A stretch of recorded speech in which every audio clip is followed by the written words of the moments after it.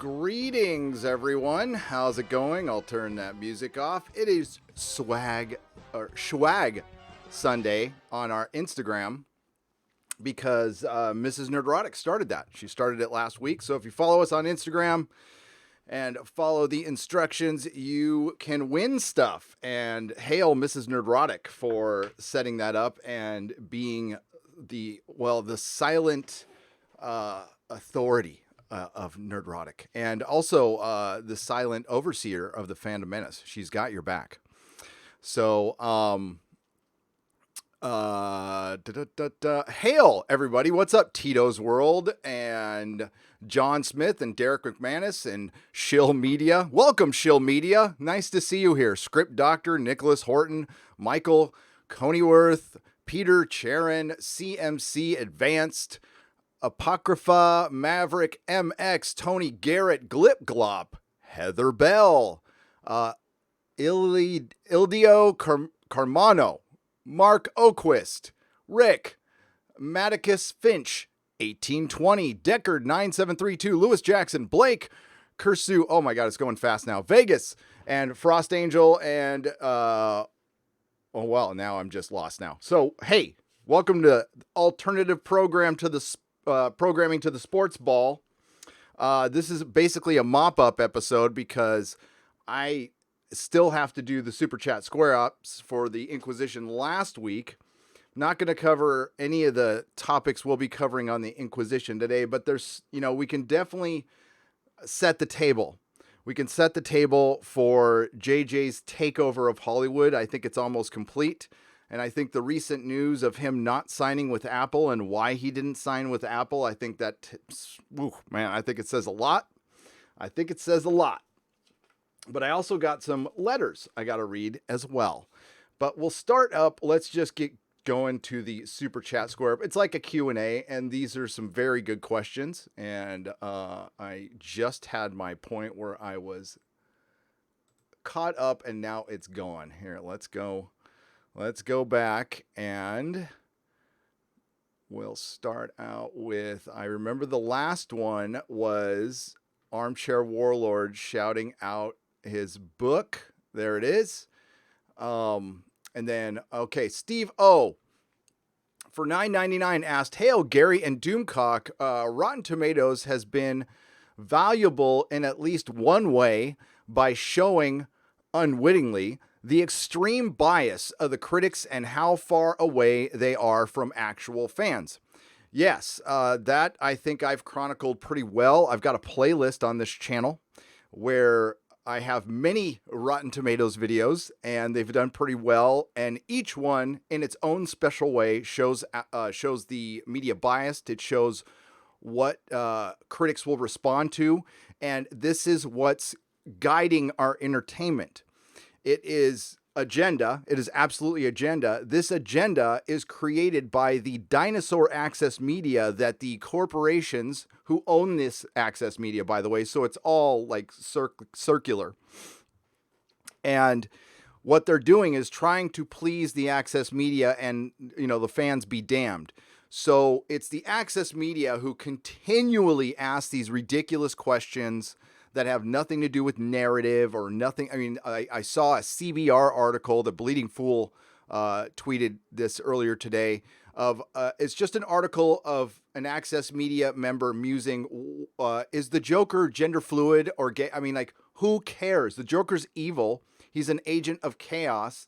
I would figure that an agent of chaos, I don't think the Joker has sex. I think he's asexual. I don't think he's a creature that cares about those things. Never thought he was.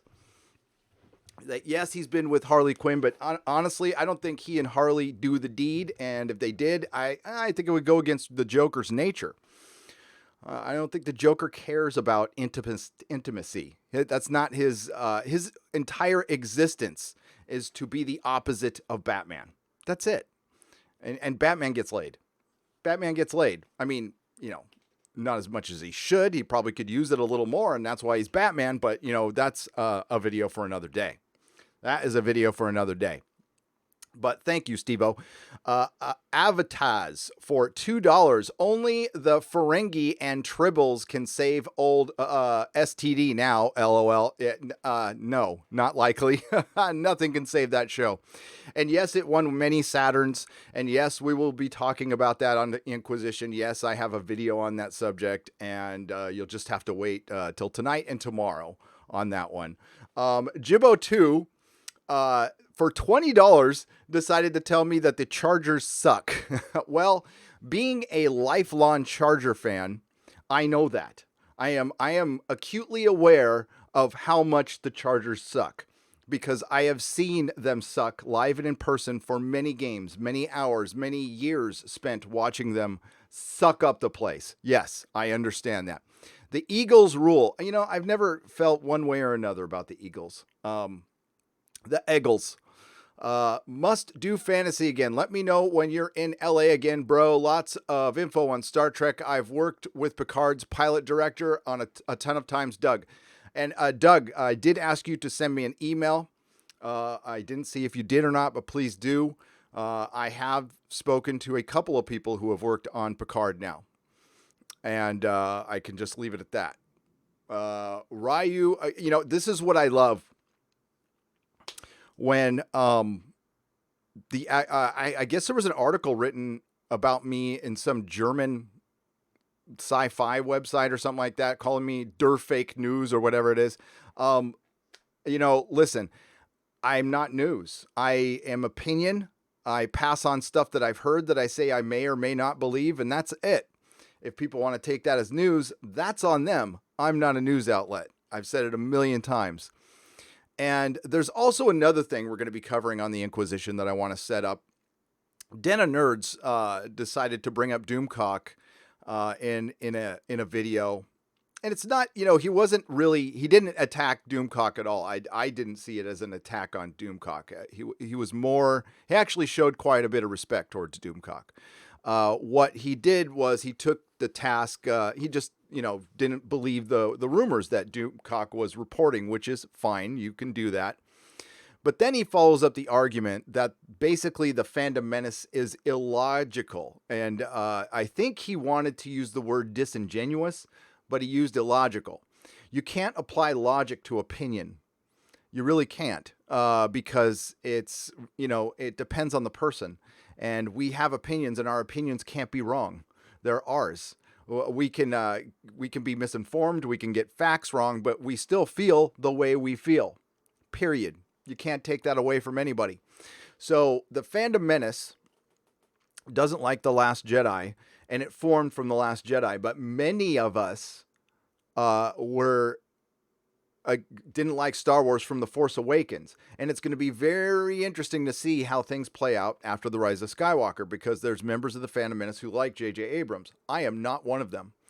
I believe JJ Abrams laid the foundation for The Last Jedi, so he is equally responsible, if not more responsible. They did not have a plan. JJ set the table, and other people were supposed to pick up from there. It was basically typical JJ. So he doesn't have to bear any responsibility. He's very good at not bearing responsibility. People love him because he's charming. You know what? I don't care about him personally. I have nothing to say about him personally other than I think he's very ambitious. And I just don't think he's talented enough to take on stuff that's created by other and more talented men and women. And that's it. Star Wars, as much as I like the idea, as much as a lot of people like the idea, isn't going to work without George. It's not going to work properly without George, because it's George's beast. Just like, you know, the Lord of the Rings TV series and even The Hobbit, you know, we're not going to work well without J.R.R. Tolkien. We got lucky with the Lord of the Rings films. I mean, that was lightning in a bottle. That'll never happen again with the franchise as far as adapting something and just capturing the pure spirit of it. And where they made changes, they were really good changes. Like, you know, leaving out a lot of the singing, you know. And yeah, I think, you know, that's just the way it is. And we need new franchises. Star Wars, you know, could have lived a long time with George doing other things. But I'm, listen, George is a great idea, man. He is. But but he's not a good writer. He's not a good writer. Okay, so yes, the Chargers do suck. For sure. Irony, Star Trek Discovery shortened is STD. Yes, it is. And it is just as bad as an actual STD. Keep up the good work, guys. Thank you very much. Ryu Karuto. Yes, I totally agree. STD is a horrible acronym for that. And I don't know how they didn't see that, Michael Maloney. I think I might have read this one, but it's from, we were talking about Buck Rogers. And Doomcock does not like nice horns, Buck. Yeah. Apocrypha. Here's some more money for a ticket to see Cats. Thank you very much for the $3.99. I appreciate it. Adam W. for $2. They are the istophobes. It's projection. Yes. So we commonly are called istophobes here in the Fandom Menace. And you notice that argument is starting. Well, it's tired and they're not using it as much. There's now, what's up, Tom? How's it going, man? What's your chat say? Hang on. Oh, he just says hi. Hi, Tom.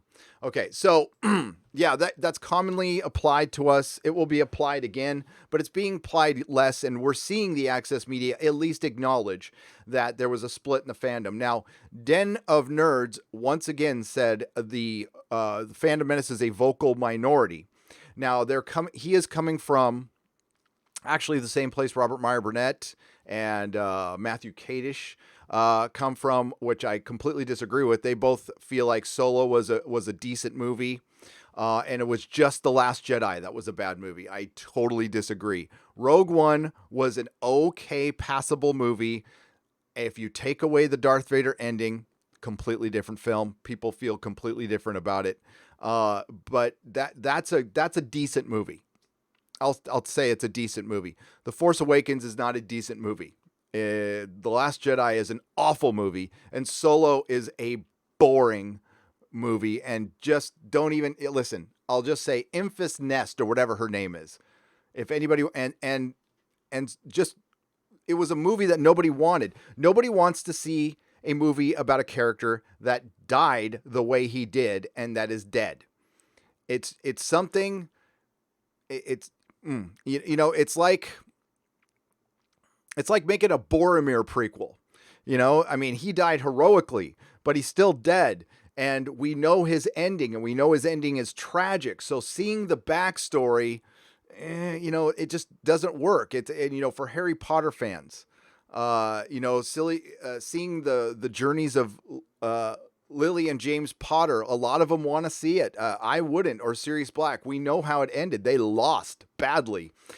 So it was, and it's J.K. Rowling herself who said prequels, I'm paraphrasing because she wouldn't use the word suck, but prequels suck because they're inherently tragedies and there's nothing uplifting about it because we know it ends in tragedy and there's another story behind it. So it just doesn't have, for me, it doesn't have the impact. And that's just my opinion on that. That's why I don't like seeing,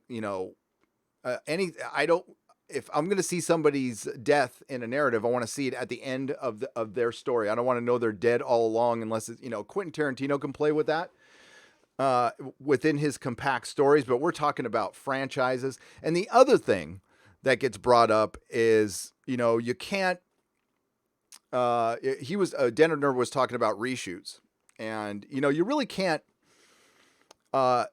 there's two ways to look at the reshoots. You can be excited that they're trying to fix it, or you can be, oh, wow, they're trying to fix it this late. Man, that's a big effing mess.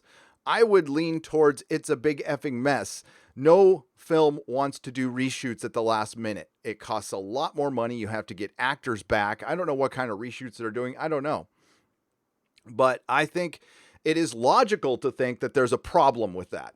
That's like, so it's also logical to be very skeptical. It's not logical. It's just, you're okay. It's okay to be very skeptical about The Rise of Skywalker because it's the third chapter of a story where the first two chapters sucked. So as good as this thing's going to be, it can't save it. And it can't because 2/3 of it is the story sucks.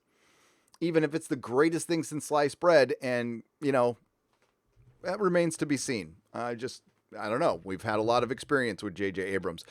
Again, I will state that the Rise of Skywalker might just be an episode of Alias. I haven't seen Captain Marvel, Endgame, or STD. If I was a cat, curiosity wouldn't kill me. I think I'm better off without ever seeing them, says Gisner. You're right, for $10. Sam Whiskey says, hail to Harvey, I bring you fire for $1.99. We all watch Buck Rogers to see Wilma. Okay, I've already read. Is it going the other way? I'm wondering. No, I read those.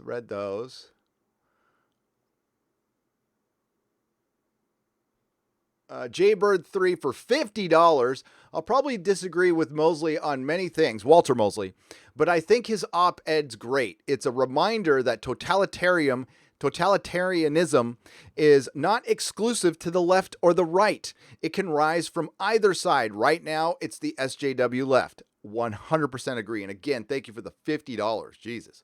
Star Trek was killed by STD while Star Wars was killed by a rodent infestation. Yes. Yes, Scott Williams for $5. Hashtag free Harvey Cthulhu TM for $2, says John Maciel. For $5, I'd like to thank you both for helping me reach monetization, says the Rookie Critic for $5. Well, you are quite welcome, Rook. You had everything to do with that, buddy. We had zero to do with that. You had everything to do with that. I think Jeremy has laid it out pretty well. He did a video on this. Shout outs are shout outs.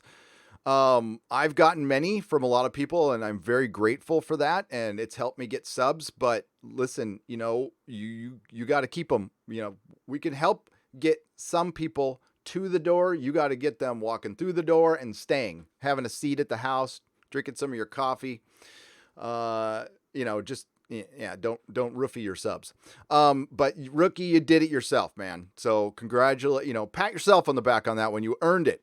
Dark Knight of Thrones, Gary and Doomcock, my favorite live team. Well, thank you very much. I appreciate that. Rogue FFXI. I am surprised that Mrs. Redstone hasn't stepped in because the recent incident would place a black eye on CBS. Great point. Okay. Where was Sonequa Martin Green? Oh, she was winning her award. And don't think at all it's a coincidence that Star Trek got a bunch of good press. As a matter of fact, I said this on a live stream. You just wait. We're going to get some good press around the corner because that's what CBS does. They pay or they get somebody to give them some good press. And we forget all about Walter Mosley leaving being a complete betrayal to the Starfleet, Star Trek, Gene Roddenberry ideal. You also have to remember that the reason Trevorrow left was because Rhiann fucked up his plans, which were probably based on JJ's outline. I don't think he had one. Midnight's Edge. I remember hearing multiple times, and I'll go look up the articles, that JJ was just there to set the table. I don't know if he had notes or an outline or anything. Ah, crap. I just lost my place again. Shit. Hang on. There we go. There. Okay. That wasn't that bad. The Rookie Critic gives us $2 more. Thank you very much, Rook. I appreciate it. Crad Obi89. When will the Tardigrade video game be released? What is it about? I find it hard to believe it was ripped off. Could you guys interview Anas Abdin in here? I read that one last week too. And Doomcock has already interviewed Anas Abdin. You can find that video on his website.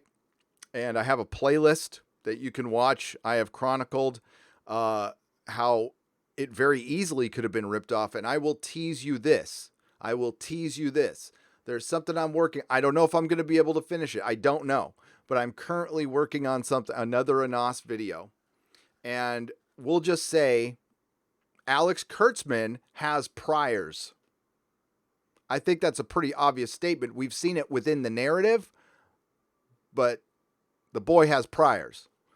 And we're talking court of public opinion here. I'm not, I don't know how he could win.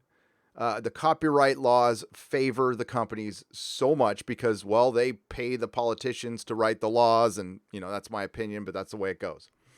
The U.S. animation industry is pretty crappy right now. Everything is aping off the SJW, Tumblrista, Cringe Fest, Steven Universe. Nothing original. It is. And God, I wish that would end.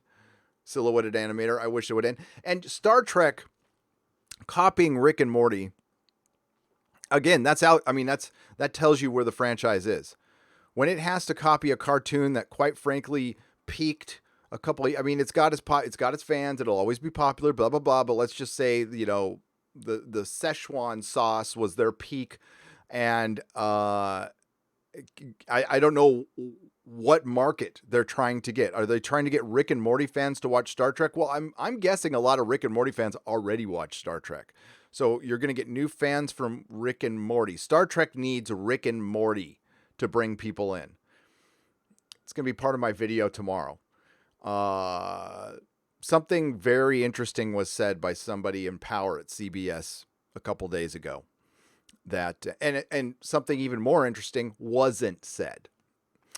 Captain Spire for $10. CBS will never know the amazing door they would open contacting us and saying, hey, we have an idea for a Star Trek show and we'd like to see your idea. Fan collaborations and guiding new franchises.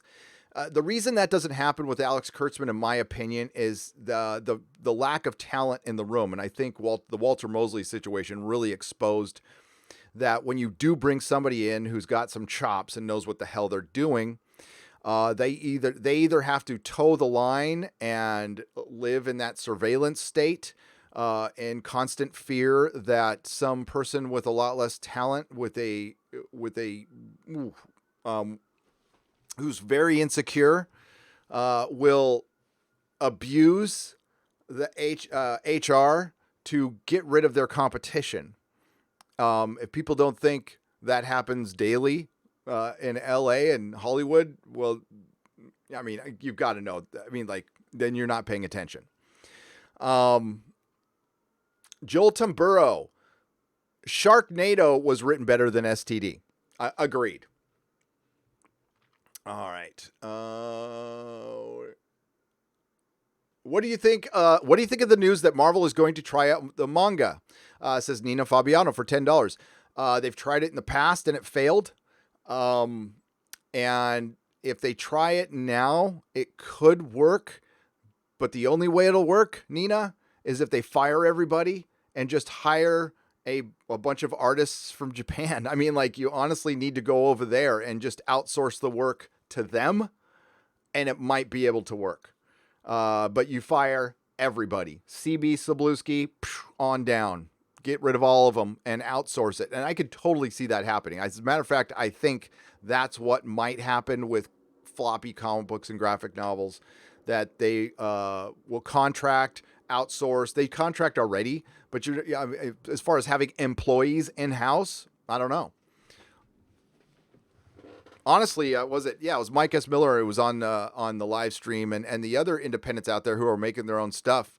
I could see them getting contracted out eventually someday. Because they're so entrenched in their politics, they'd rather eat off their own members than do that. So no, that'll never happen. It'll just die. I think they need to try something, Nina. So I think it's worth trying again. It failed miserably back in 2008. I was there. I watched it. Tsunami. We got the Runaways out of it, but while I like that comic book, I hate the TV show. Jed Bill 797, $5. Hail Doomcock and Nerdrotic. We must all stand together and tell Disney we don't like their Star Wars crappy movie. We do not like Disney Star Wars. Nope. I put up a tweet. I saw a Tron action figure. It was fucking awesome. It was awesome. And I'm not going to give Disney a penny of my money. Hell no. I would have loved to have bought it though. Lady Mist asks the question for $2. What exactly is woke? Well, I think it means a lot of things to a lot of people. But when I say it, I'll speak for myself. Woke is a superficial brand of virtue signaling politics that is meant to bring attention to the individual rather than to actually push forward any movement. It's meant to undercut and destroy entertainment as a whole. I think it's part of a much bigger effort to politicize everything to move us to one side of the aisle. And fortunately for most people, the people who are this superficial woke are so goddamn annoying that that'll keep it from happening, which I'm very grateful for. It's also the fact that we're more connected than ever, and there's a lot of lonely, insecure people who like the dopamine rush of just a tweet. And honestly, that's one of the problems with the access media. The access media is struggling to survive. It's struggling for attention. It's competing directly with YouTubers. We are destroying them. I mean, it's not even close. I hate Social Blade. Okay, I freaking hate it because it gives you a round number of what I make on my YouTube channel, which is honestly nobody's business, but it's there. So there, and there's not much I can do about that. But if you go look at the Social Blade of your average YouTuber with over 60,000 subs, they are making a hell of a lot more than anybody working in entertainment access media on average, especially the ones who, just are paid for their, they're basically bloggers and they're paid for their piece. They're paid by the word. And they are the ones causing all this. Again, I'll go back to somebody speculating over Joker's fracking gender fluidity, and to invoke Tom. Don't forget to change your. Was it Tom or who? Somebody said it. Maybe it was somebody in my chat. Don't forget to change your gender fluid every 3,000 miles. So they're asking these ridiculous questions to get attention, and honestly, they rely on us. I think a lot of them write articles, so we'll make videos to get them clicks. It's a symbiotic relationship, maybe. And there's some truth to that. But that's what's causing a lot of this. And what's happening is the companies are still paying attention to the dinosaur media, so they're making their content for them and not for us. That's it. So woke is it's fake. It's bullshit. None of these people really care about your cause. They just want to look like they care about your cause. But it's a good question to ask, Lady Mist, because it means different things to different people, but that's what it means to me. I'm not a fan I'm not a fan of superficial politics. I'm not a fan of alienating large portions of people, especially when it's under the guise of inclusivity. I think there's something like really dastardly about that. I don't know. I got a gut feel. When I started seeing it happen and I didn't speak up at first, I just knew it was wrong in my gut. I'm like, I saw it more and more. I saw it creeping in comics years ago. And, honestly, I tried to ignore it because I was trying to make my living off those things. But it was concerning me more and more. And, oh, my God, am I glad I sold my shop in 2013. Trooper Bears FN 2525. Hail Mary. Hail. May the outer space jungle women smile upon you. We've seen the last of Orion women for a bit. Voyage home was great, by the way. Hashtag free Harvey Cthulhu TM. I love Voyage. I love the Voyage home. I did. Graham Fan 20 for $5. I recently found myself watching my Muppet Show DVDs. Have you ever seen the Muppet Show? And what are your thoughts on it? I grew up on it and I loved it. By the way, if you, there's a lot of people out there watching who have not subscribed. I would like to humbly ask you to please consider subscribing if you like what I do. YouTube is not recommending our videos as much as they were before. There was a big change in the algorithm a couple months ago due to a single incident, and it's affected a lot of YouTubers, particularly here in the Fandom Menace. So if you could like and share the videos as much as possible, we would greatly appreciate it. Thank you very much. Gary, did you receive my email? Hope you respond. Butthurt Entertainment. Yes, I will respond eventually. Mazamonte for £5. You must continue speaking out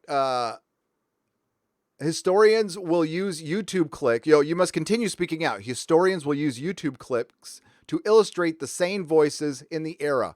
People who wouldn't stay silent, e.g. you. Wow, thank you. Yes, as long as they don't delete them. I think we are archivists. I think we're the archivists of the insanity. Deep Space 69 is way better than Lower Decks. Yes, Ragnar Ufbert for $2. You are correct. Trooper Bear, let's hope they never reboot TJ Hooker. They should. They should, though. They'd sub Heather Locklear with a whammon. 80s show are safe from reboots for now. TJ Hooker was awesome. Oh my God, it was awesome.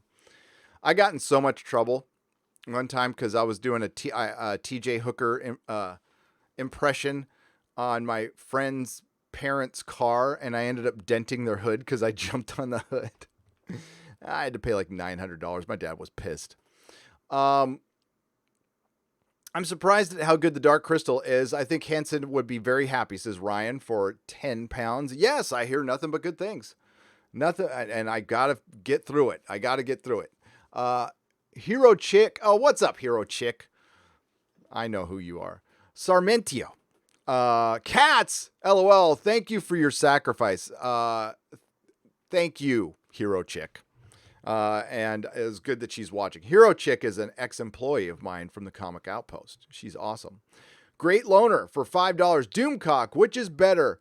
Hunt for Red October or Red Storm Rising? I'll ask him that. Great Loner for $5. We'll have to, here, let me screen grab that. Okay. I'm going to screen grab that. Adam Chow, Doomcock, if you're out there, what's better? Hunt for Red October or Red Storm Rising? Hunt for Red October. Even though it's like completely inaccurate, my cousin was a nuclear technician on a submarine in the 80s. He said that place was spacious, like a mall. Sent y'all a DM on Twitter about a military plane that looks like a UFO, maybe exozone material. Love you guys. Thanks for all you do. Glad I found you. Adam, yeah, I got that email. And we're going to use that in the next, it's fascinating, but I did get the email. Thank you, Adam. Kaz Walker for 5 Canadian pesos. Final Space is pretty good cartoon and worth checking out. I've heard that from many people. Okay. No offense to anybody who likes this stuff. Truly, I mean this. I'm just not into animated shows anymore. It's something happened when I was like 45. I just can't watch. I mean, Young Justice, I can barely watch. Venture Brothers, I can still watch. If they're like strictly adult cartoon, but I'm done. I can't stomach The Simpsons anymore. I never watched Family Guy. I'm not into, basically, again, no offense. I'm not a stoner. If I was a stoner, I'd be watching that stuff all day long if I was still, burning the blunts.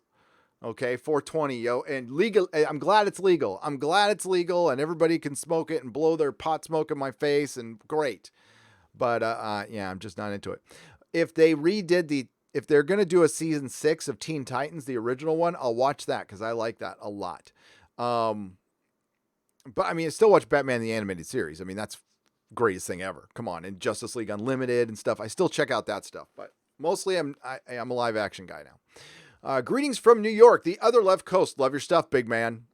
EC Morgan, 69. I'll be in New York in a couple of weeks. As a trusted member of the media.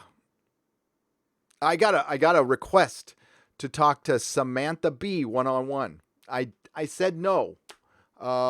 Because I would just say the only question I would ask her is, you do know how annoying you are, right? I mean, and Samantha B is the type of person who would call us out for gaslighting and stuff like that. It's like, come on. Okay, so we're done. We are squared up. Again, I apologize to everybody from the Inquisition. We try to keep them as short as possible, but you will always get your super chat read on the main channel, live. That's my promise. I'm sorry it took so long, but we're squared up there. All right, we're going to get to this chat now, and they're going to read a couple letters. First, I've got to read this email. This will pump you up. This is to me, but it's to the fandom menace. Okay. Hey, Gary, To start off, let me say I am not an American, nor do I live in the US or the UK. I am a hairy, bearded, brown Indian dude who lives in Japan. But I fucking love every video of yours because you are so fair to the point of view. You don't hate any opinions. You openly say that you are okay with people who disagree with your opinions. I do. I am. Christ, I used to have co-hosts who disagreed with everything I said, but they couldn't hang, unfortunately, which is a huge positive for me. Unfortunately, due to the time difference, I am not always able to catch your live streams, but I do watch all your streams a bit late at work all the time. You are easily my favorite YouTuber, and please keep the fight going. I love your content. This email is just for some appreciation from my end, but I know you get a lot of emails, so I understand if you don't read this one. If you do read this one, know the fan base is beyond the US and the UK. People around the world agree with your content, my man. Thank you. Regards, Argaya from Tokyo, Japan. And I want the Fandom Menace to listen to that because, you know, he's watching Fandom Menace stuff too, and they are watching us around the world. And the one thing that is great and unique and distinct about the Fandom Menace, a loose collective of individuals united in the principle of respecting the fan and bringing entertainment that was, you know, fun, thrilling, entertaining for everyone. That we need to continue to, disagree. It's okay to disagree, and it's okay to bring all are welcome here. Transgender, whatever you identify, however you identify, as long as you believe in respecting the fan, respecting the source material, our modern myths. There's no, one of the mantras from everybody in the Fandom Menace is, why can't we just create new characters? Nobody's saying these characters can't exist. See, that's the lie from the other side. Nobody's saying that. Again, I'm a Doctor Who fan. I'm a Star Trek fan. So if I was an istophobe, I would hate those shows. I would, one of my favorite characters is, will sleep with like literally anything. Like more than Lando. The original Captain Jack Harkness is my second favorite character in Doctor Who, next to the Doctor himself. And yeah. So, and Star Trek, I mean, enough said on Star Trek. Doctor Who and Star Trek are just bad right now. But Doctor Who actually was worse when it came to agenda. Star Trek has agenda. It's bad, but it's not as bad as Doctor Who.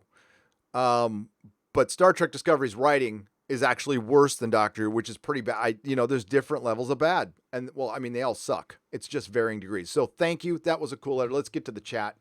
That was a cool email. It came September 5th. That email came. So I read your emails. I get to them eventually. And I thank you. I do thank you. And we're going to shut that one down. And again, I'm going to link in the Instagram that, quite frankly, Mrs. Nerdrotic's done some great work, and she's helping me as much as she can while she runs her own business, by the way. I want to talk about a strong woman. Oh my God, she got so she got so triggered this morning. So Forbes, I guess, came out with this article of the 99 most influential people, and there's only like one woman on it. She comes, I'm sleeping, she's all, just like,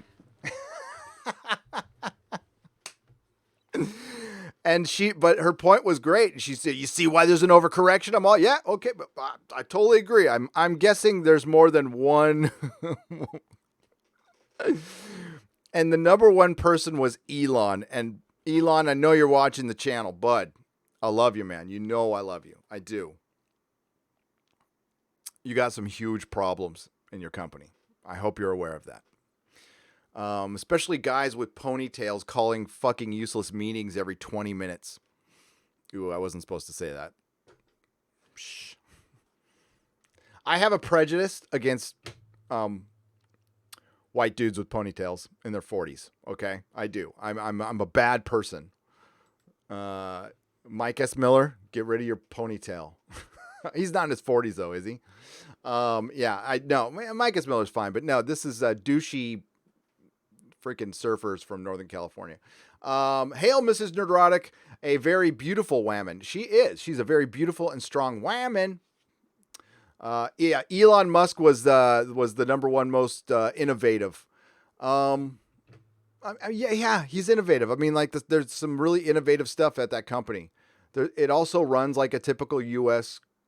corporation run by stockholders, which means every quarter everybody's got to go scrambling. Fuck. Listen, I love capitalism. I do. I'm a big fan. Big fan. But I'm more of an entrepreneurial capitalism, small business. I mean, big businesses need to exist. They create jobs. There's a lot of people feeding their kids on that stuff. That's great. It should exist. I really dislike I dislike having to acknowledge that if you just break even one year that's terrible for your business. And it's not. My comic shop, there's like 3 years in a row, it made just about the same amount of money. It was great. That's good. That's consistency. Yes. I like it. You always want to do a little better, and that's great. You always want to grow. That's great. But like when it was during the damn recession, whew. I mean, one year, the difference in my pay was $50,000. That was freaking bad. It was bad, not in the right way, believe me. Ramen. I reacquainted myself with. I just revisited my 20s for a little while. That was not fun at all. So there we go. Let's get to today's super chats, and then we'll get to you guys in the chat, and then we'll read a couple of nice letters. One from Newfoundland, which is awesome. Look, they sent me a little Newfoundland magnet too. I like that. Maticus Finch, 1820 for $5. A Nerdrotic Nooner and Borderlands 3. No better way to spend a Sunday. Well, there's one better way, Maticus. I mean, one. But I mean, other than that, like, yeah, that's brilliant. Thanks. I like that. Corporal Poon for $2. I wish Star Wars was still a space western, right? And The Mandalorian looks like they're trying to take it back that direction. But listen, as long as Kathleen Kennedy's there, it's going to have her brand on it. So there will be some amazing women that, make no logical sense within that universe. Okay. I'm going to explain very slowly how Enfys Nest destroys the verisimilitude of Star Wars. I'm going to use Robert Burnett's words. We are in a war with an oppressive government. It's supposed to be scary. They kill people. They silence people who disagree with them. And while there have certainly been, especially in the French Resistance, young women who fight, absolutely, in World War II, those young women mostly died horribly, though. Died horribly because war is hell. And war is fought by big, crazy people with big guns who are strong and trained to fight. And if you're just a little revolutionary, no matter how, listen, there's always an outlier, but generally, they're actually going to do a Doctor Who episode on one, which I don't want to see because it ends horribly for this poor woman who was absolutely brave and a hero in every sense of the word and met a horrible end for a great cause. But Enfys Nest being able to survive for 1 second, unless she's wearing Tony Stark armor, which she wasn't, it was just battle armor, it takes me right out of it. We get a little model at the end. It's just like 105-pound models, male or female, kicking a bunch of people's asses. I don't take it very seriously. And when it comes to the brand of Star Wars, yes, I have higher expectations. I do. It's effing Star Wars. It's the number one brand. To come out with a meh, okay, oh, silly Billy, we're going to do cartoony stuff now and not have any stakes. Well, that's effing Disney. And they're doing it to frickin' Marvel now, too. And Marvel's done. Marvel's done. Now, it's done in the comics, and that's your foundation. So now your foundation is built on, it's built on a landfill, basically. And it's going to sink in that landfill. Now, a lot of us here in the fan, here, I'll speak for myself, but Tom, you probably would agree. So what we do, Tom and Midnight's Edge, they do news. They're legit. They're legit in my opinion. I'm way more opinion, but a lot of us, Doomcock, Mecca, Tom, we've been nerds all our life. We, in our own way, have got our pop culture experience through retail, through actually working in the industry, through selling, I've worked retail all my life. When I saw Matthew Kadish was on a live stream, he likes to bring up the bottom line a lot. And he's absolutely right that's all Hollywood looks at. I understand that. I've understand that from the get-go. What you got to understand is my perspective is, and this is something I always had a problem with at the comic shop. I'm always looking ahead. I'm always trying to look ahead. So there's a thing in retail called a lost sale. I haven't heard anybody bring this up in the Fandom Menace. So it's something it's mainly in auto retail, but, I did it at the comic store too. And you have to define a lost sale, and you have to prevent them. It's impossible to completely prevent them, but once you identify what a lost sale is, you want to prevent that. The Fandom Menace is a hell of a lot of lost sales. It is people who you have. So what defines a lost sale is there's people who are never going to buy anything. That's not a lost sale. And I could go down the list, but I won't. I might do it. Maybe I'll do a video on what a lost sale is. Bore the shit out of everybody. But what the Fandom Menace is fundamentally is a lost sale, which means I had the money, I was there to buy it, and like a lost sale could be from something you showed in stock, but then when you went back to go get it, it wasn't there, so your F up in inventory caused you to lose a sale. Get it? So you had a bunch of people lined up ready for Star Wars who, you didn't have to make the greatest things in sliced bread. The Force Awakens proved that. As much as I didn't like it, I can't argue that a lot of people did, okay? So you just came out with this bare minimum mediocre thing, and you probably would have been better off. But what Star Trek, Doctor Who, Marvel Comics, everybody fucking did is, we're going to do this bare minimum thing and fill it full of politics, like stuff it like a effing turkey.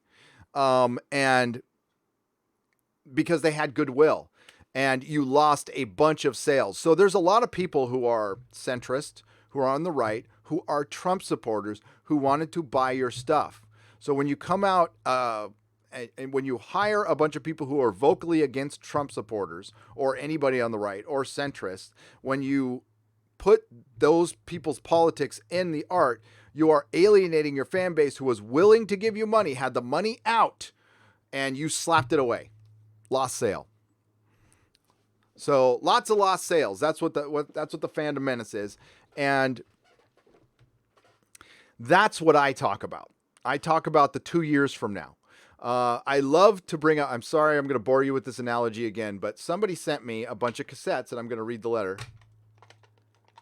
This one, like when I saw this, I felt something in my gut, but like something good. I remember buying this the day it came out. That's awesome. And putting it in my little tape player, my boombox, and going to school. The one day I went to school and playing this thing at lunch and smoking cigarettes. So Metallica was a very popular band, and they were popular because they were like a band of the people. They didn't do videos. They were really hardcore. Back then, you didn't sell out. You, at least in my circles, in the punk rock, hardcore metal scene, you didn't sign big record contracts and go on tour and put on spandex. That was you were considered a sellout. Now that changed over time, but in the mid 80s, early 80s, mid 80s. Metallica was a band of the people. They didn't do fracking videos. So they came out with And Justice for All. Cliff Burton died, unfortunately, and the band fundamentally changed. Cliff Burton, one of the greatest metal bass players of all time, and all the heart and soul of Metallica, died very young, unfortunately, in a bus accident. So they bring in Jason Newsted, who sucked at bass. He was just sucked. He was not good. But Metallica was also pretty hard on the kid too. So they come out with And Justice for All, and I liked it. I actually liked the album. Garage Days, And Justice for All, I liked it. But they did a video, and I was like, all right, it's okay, but just don't do it again. Then they came out with the Black Album. And it was their most popular album. Everybody loved Metallica now. Everybody was talking about Metallica. But guess what? You lost your hardcore base. Went, we'll get some Sepultura. We'll go to Anthrax, whatever. They sold out, And so they were at the peak. So at the time, there were Metallica fans going, Metallica's dead. They're fucking done. They're never going to come back. And there was no internet back then, but there were people going, no, man, they just sold 1 million albums. It's a complete success. They just sold the most albums ever. Yeah, but they lost their soul in the meantime. They lost, fundamentally, they forgot who they were and really flipped the finger to the fan base who put them there. A fan base who they know would be against this. And listen, you can't blame them for taking a payday. But this, I'm talking, as an analogy.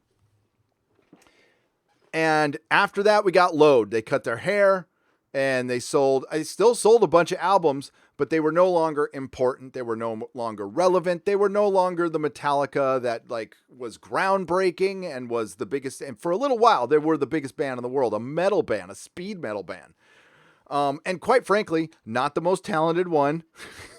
Actually, they're probably the least talented. Lars is a terrible drummer. It's a terrible drummer. And Newsted was not a very good bass player. And James, oh yeah. That's all he does, talks like this, James Hetfield. That's all he did. He's a terrible singer, but put him together. People liked him at the right time, but they blew it. They sold out and, they're still around, but they're not important anymore. That's fucking Star Wars and that's Marvel. That's what's going to happen. They played these effing games. They got big. They thought they could put agenda. Look at Phase 4 is gonna destroy Marvel. And oh, by the way, big surprise, Black Widow has Robert Downey Jr. in it now. The female movie needs a man now. Whoops. I thought that director didn't like superheroes. But I guess she did. So that's what the Fandom Menace is about. We're looking past the bottom line. We understand. We understand that there's a bottom line. And on paper, JJ looks successful. Anybody who splits a fan base is not successful. You're not successful. Peter Jackson's Lord of the Rings, successful. That is successful. It won Academy Awards. Most everybody likes it who saw it. There's people who aren't into fantasy. You don't count. I'm just kidding.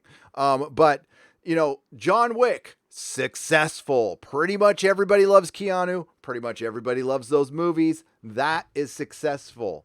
The Expanse is on the verge of being that.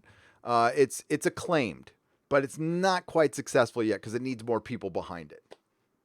Star Trek used to be very successful. Everybody pretty much loves Star Trek. Even the people who weren't into it didn't say it sucked. They just said, I'm not into it. That's successful. When you have people arguing on the internet about a movie, a 2-hour movie for 2 years, it's not successful. And what we're arguing about is not the movie. It's way past the movie at this point. Way past the fucking movie. It's creatives and what they've and this new era. What sucks? James Gunn.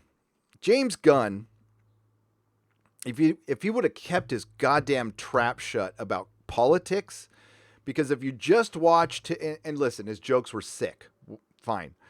But if you just watched his interaction with fans about Guardians of the Galaxy content, he was pretty good with fans. If he would have shut his trap about politics, he would be the most popular guy right now. He would. So that's, a great Tom Constantino, Seth MacFarlane. I know Seth talks about politics. I understand that. But Tom Constantino, look at his interaction with fans on Twitter. Follow that guy. And he's from the Orville. That is a great example of a creative mixing up with people on Twitter, having a good time, having fun, not being insulting, not getting butt hurt. Yeah, that's a good example. Rob's for Australian $2.99. Hey, Gary, what is your favorite Oingo Boingo? Oh, that's a great question. What are my favorite Oingo Boingo songs?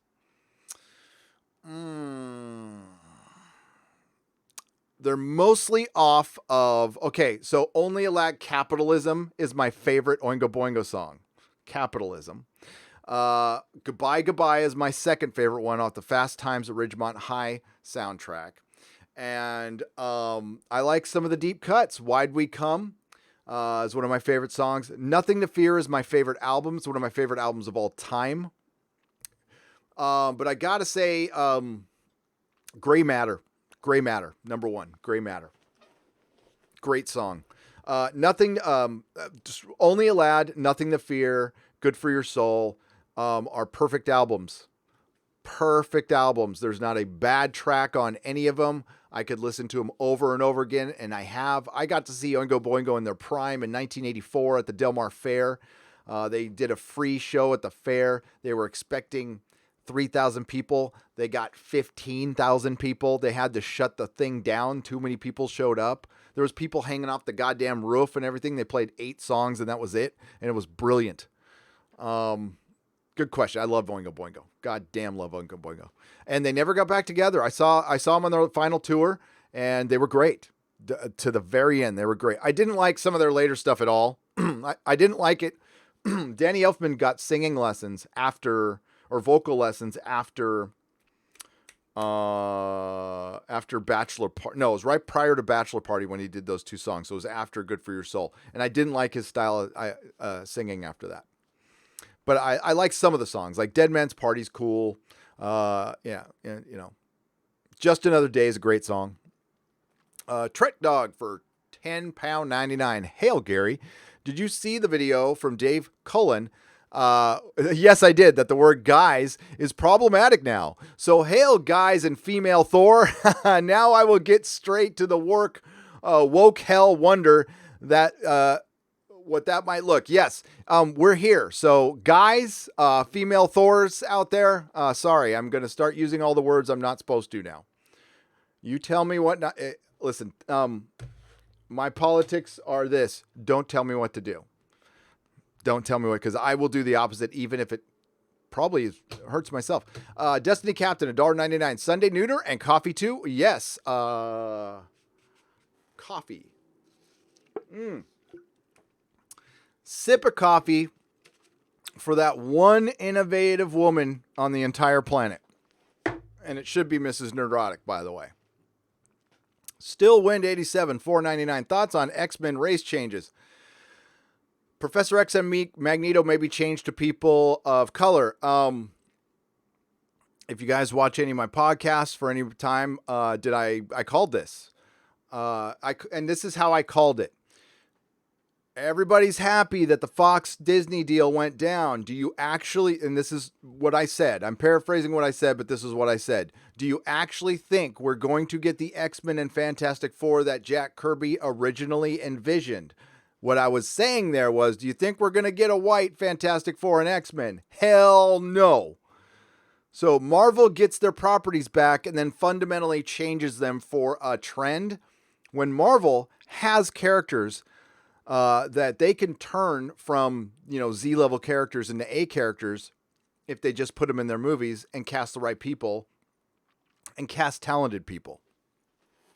They're not about that anymore. They were, but they're not.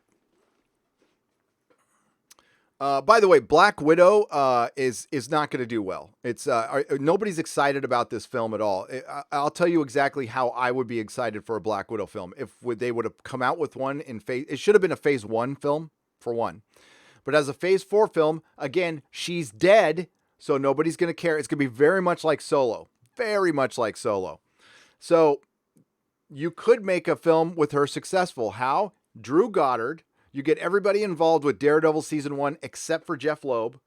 and you get Vincent D'Onofrio to play the Kingpin, and you bring him in, and then no other superheroes. Black Widow. Maybe you have Daredevil. You introduce Daredevil in it. Have him get injured, and she's got to go and take care of Hell's Kitchen or something like that. That way you can introduce Daredevil and give her own damn movie, and something that she can handle on her power set. Her power set is nothing. So honestly, Taskmaster would kind of beat the shit out of her. Now, the comic book one would hold her own, but this isn't the comic book Black Widow we're talking about here. This is Scarlett Johansson, no powers, and she barely uses her little stinger bracelets, which Black Widow used to use all the damn time. Or you could base something on Frank Miller's Black Widow from Daredevil, which is pretty much the reason she's still around as a character, and same with Punisher. And same with Bullseye, and same with Daredevil. But yeah, if you do a street level, rated R, violent as hell, spy movie, I'm there.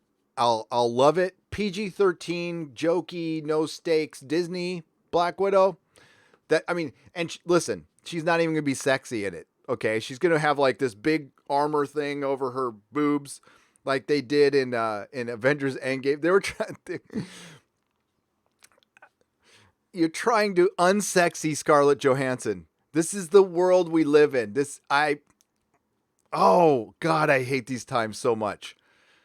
Yes, I want to see Scarlett Johansson's cleavage. I mean, she's a decent actress and everything, but Black Widow's hot. She's supposed to be hot, and she uses it because she's the Black Widow. Never mind. They're gonna have Rachel Weisz in it too, and they're probably gonna have her looking like a dude or something. I don't know. God damn it. Sam Whiskey for $4.99. Hey, Gary, before you go, Star Trek The Motion Picture again, check out Space 1999's Voyager Return Episode 6, Season 1. Okay. If I have time, Sam, I'll try. But thank you. Hopefully the motion picture comes out this week, right? I think. A prequel about a dead character is like going to a funeral. You get home from the funeral and get a call to come back and hear some more eulogies. No thanks. Michael Deich for $5. Said it better than I could. That's absolutely it. The whole time, you know what? I said this prior to Solo, and I thought this when I was in Solo. All I kept seeing was that stupid look on Harrison Ford's face when he gets gutted by a lightsaber from Ben Solo. I couldn't get that image out of my head. It ruined my favorite character forever. And then they topped it. They actually topped it the next movie. I can't imagine what they're going to do to Leia. Or Chewbacca, or poor Lando. Nicholas Horton for £5. Ghostbusters 2020. A small article was released recently about the first synopsis for the new sequel, and it'll tie in to the first movie. And we still don't know if we got Bill Murray. I got a message for Bill Murray. Screw you, buddy. You could have come back when Harold Ramis was alive. You dicked around then. You're dicking around now. And by all counts, the guy's like not the nicest guy in the world. I love Bill Murray, but they could have done this a lot sooner when Harold Ramis was around. It's just not going to be the same. They're freaking old as hell, and there's no Harold Ramis. But I mean, listen, if they just make a movie that's not woke, yay, thank you. I will praise Sony and Tom Rothman if they freaking pull us out of this. If they're the people, if Amy Pascal and Tom Rothman are the people who pull us out of woke Hollywood, gods be praised. Stillwind 87. Do you think we will get an Orville type movie or series similar to Star Wars? Maybe from former Lucasfilm folks. Now's the time. You hear that, creatives? Now is the time. I think it would be great. I think there would be a lot to make fun of. There's a lot of good comedy there. As a big Rick and Morty fan, I feel it should not be mixed with Star Trek, period. Rick and Morty sucks in comparison. P.S. Changing my Rick and Morty chat name for you. Oh, you don't have to. I don't hate Rick and Morty. I'm just not into it. That's all. I've actually sat down and watched episodes and laughed. I saw the Pickle Rick one. That was pretty funny. I'm just not in. I mean, I don't have anything bad to say about something I'm not into that's not for me. I can understand that. It's like, I understand why people like this. It's just not for me. But then Star Trek Discovery's bad. It's not a simply not for me. No, it's bad. It's bad. And there's people who disagree with me on absolutely everything except for that. And there's a lot of that. So that should tell you something. So are you saying we're close to what China did during the Cultural Revolution, 66, 76? Scholars forced to Japan to see U.S. films that were purged? I don't know if I'm saying that. I don't know what that is. I can't say I'm saying it if I don't know what it is. So you're saying we're close to what China did to their Cultural Revolution, 66, 76? Scholars forced to Japan to see U.S. films that were purged. Oh, so they had to go to Japan to see our films that were purged. We're going to start purging our own stuff. Caesarean JPN for $5. Thank you. We're going to, believe me, once the digital era is full, there's no physical media anywhere for sale, or it's not prevalent here in the States. Physical media will be for sale around the world for a long time. DVDs still sell very well in other parts of the world. They will start digitally removing racist comments, problematic language. I could see them digitally removing sexism from Star Trek and Doctor Who. Certainly. They removed the guns from E.T. And that was a long time ago. And they removed the crows from some Disney movie. And yeah. Apocrypha for $4.99 from someone who aspires to be a comics writer and penciler. Where can I publish works now? The mainstream publishers are on the cusps of death. Do your own stuff. You got to make your own work. You want to get a platform on YouTube. You really want to talk to Comicsgate people on that one. That's what I would recommend you do. Reach out to like a John Malin. EVS is a busy guy. Not saying John Malin isn't. John Malin just had a very successful campaign. Mike S. Miller. Reach out to these people. Go in their chats. Be genuine. Okay. You don't want to use anybody, but if you want to like get in there and learn, that's where you would learn to crowdfund and make your own stuff right now. Because as far as publishers are concerned, the only one that I think is worth a damn right now is Alterna. So Peter Samedi, reach out to Peter Samedi. But make your own stuff right now, because for one, they can't pay you. Like, even if you got a job at Marvel, you'd have to work in New York for what, $30,000 a year? Shit. Hot dog vendors make more than that. It's that's why the art, that's why it sucks.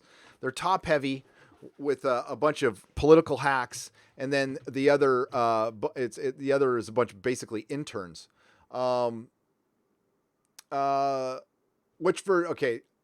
What's up, Tom? I'm just looking at Tom there. But yeah, Apocrypha. Make your work. Watch some of the Comicsgate people and learn from them. Because they really are creating a new path, a new guy. Your boy Zach, Comics Matter with your boy Zach. I wish he'd change his channel name back.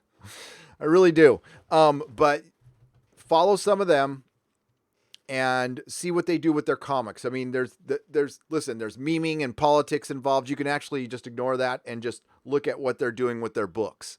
And I think that's the pathway to the future of comic books. The other pathway that the industry wants is effing libraries. So government bailouts, basically.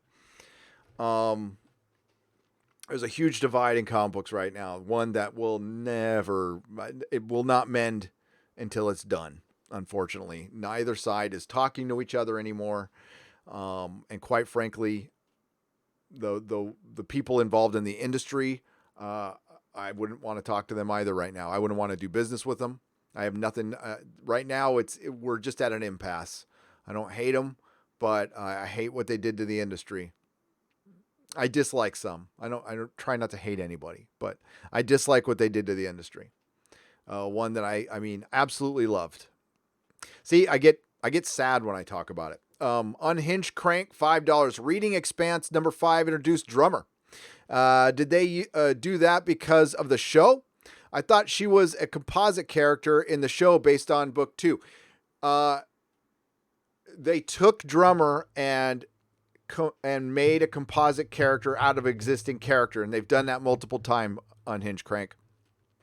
Drummer I don't think they did that because of the show, because book 5, I can't remember what book, maybe they did it. I don't know. You'll have to ask them.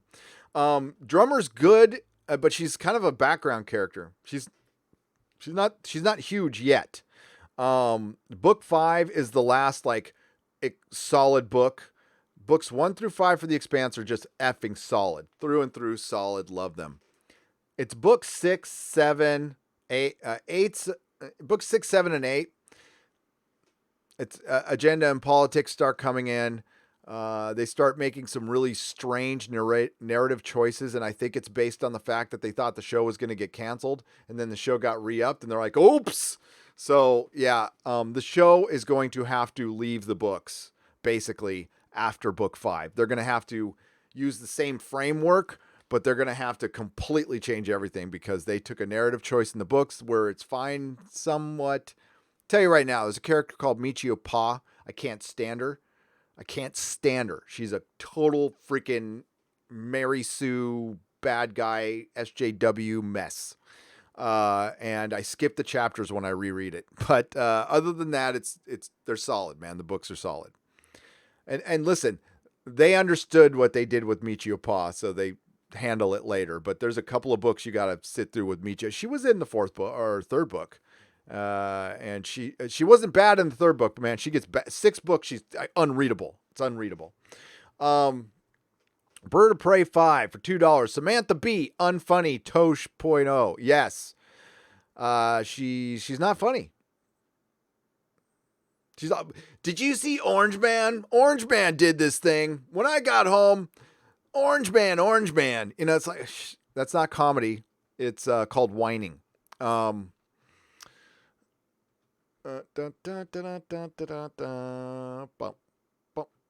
just lost my place. Sorry. I'm doing Lost My Place mumbly music. Lady Miss for $2. Thank you for the in-depth explanation. Helped. Cool. I hope it did. I hope I made some sense there. Okay, what I will elaborate on that, Lady Miss. Woke doesn't necessarily mean left or progressive. Classic liberal, which is a term being thrown out a lot right now, is totally okay. Father Christopher Miller for $2. Thank you very much. That's, woke is just, it's an extreme version of fundamentalist partisan politics that's being, and it's very elitist, by the way, and it's being put in by very rich people trying to sound like they're down with the masses, basically doing it so please don't come for me when the revolution comes. Original Star Wars fan for $5. Writing episode 7 reboot. Have to do it in a 9-minute fan film episodes. I need artists, models, ship painters, etc. OT style. Reading Thrawn now. Original Star Wars fan. It sounds like you need some help. Go on Reddit. Make a channel. Start making videos. Tell us what you're doing. Get a platform. But yeah, it sounds fun. Listen, I have the same view as George R. Martin does on fan fiction. I watch it. I love it. I don't read it though. I think you should do your own thing. Make your own characters. Because if you write a really good story, you can make your money off it. I think crowdfunding large portions of money to use somebody else's property, while it shows how much people actually care, it shows the health of a franchise. Like, Star Trek has a lot of people making fan films. But it's off the older stuff. I don't see a lot of Discovery fan films being made. Plus, I don't see it being talked about. Oh, by the way, did you guys watch the Saturn Awards on Watch Mojo? Last time I checked, it had 70,000 views. But I watched the live chat, which I wish I knew was up when they were winning the award. So when Star Trek Discovery won the Saturn, it got all of 2 people praising it. And then it got 3 people saying, it's not real Star Trek. And then the rest of the chat wasn't even talking about it. Didn't even care. Star Trek Discovery is apathy. Nobody cares. Like, nobody cares about this show. It is so, Picard is going to overshadow everything about this show. When season 3 comes out, people are going to go, season 3 came out? That's what it's going to be like. This hugely popular show is a total lie. And if you, and Alex Kurtzman, CBS All Access, prove me wrong. Show me some numbers from an independent company right now. Show me. And I'll shut up. LOL, cheers. Good answer to my Oingo Boingo question. Well, thank you. I appreciate that, Robs, for Australian $2.99. Maticus Finch, $18.25. I first heard of Oingo Boingo by watching TCM2, No One Lives Forever, play while Leatherface cuts the kids' heads off. So dope. Texas Chainsaw Massacre 2. I didn't know that song was in there. That was off of Dead Man's Party. I heard that song played for the very first time, Maticus Finch. 1985. At the University of California of San Diego gym, there was a concert, Oingo Boingo, and they played a bunch of songs off of their Dead Man's Party album, and that was one of them. And they, Danny came out and said, this is the first time we're playing these songs. We're testing them on you. And I loved that one. Larry for $1.99. Thorette, no. Dead Black Widow, no. No MCU. No MCU. Oh, Thorette, no. Dead Black Widow, no. No MCU. By the way, MCU, TM. That was me. I don't come up with too many sayings, but that one I'm taking. Did you know, Tom, are you still out there? Tom. Did you notice how many people are saying hail in the chat? Everybody goes, hail, hail, hail. Does anybody know where that started?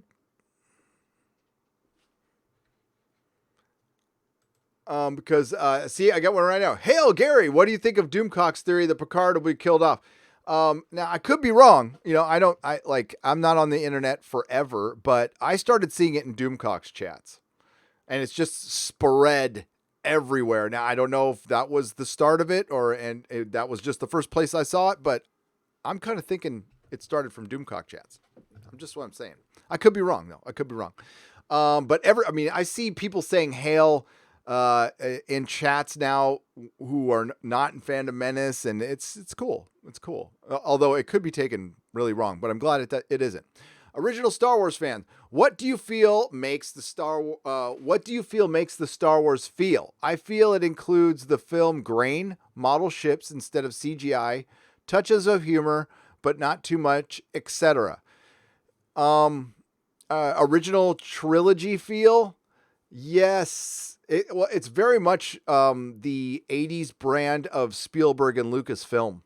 If you can mirror that somehow, yeah, it's being all things. See, the reason Ghostbusters and Raiders of the Lost Ark were 2 very successful films is they crossed genres perfectly. So Ghostbusters, would you call it a comedy? Just simply a comedy? No, it's not just a comedy. It's got, some spooky moments, and it's a little bit adventure. It's way more than just a comedy. 48 Hours. It was kind of billed as a comedy.